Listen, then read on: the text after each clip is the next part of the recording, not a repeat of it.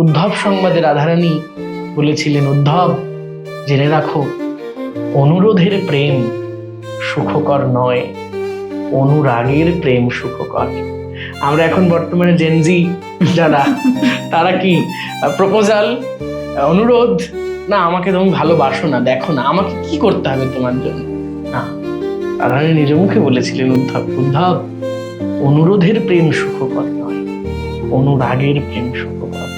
আর গৌর সুন্দর জগন্নাথের কাছে সেই অনুরাগের প্রেমটাই নিয়ে এসেছেন।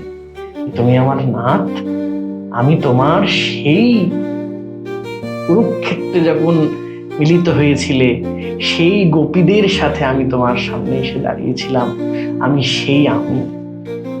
এটা হচ্ছে মহাপ্রভুর আলোকে। তো মহাপ্রভু নিজেকে রাধারানী ভেবেছেন এবং জগন্নাথকে নিজের প্রাণপ্রিয়তম গোবিন্দ সুন্দর ভেবেই সেবা করেন।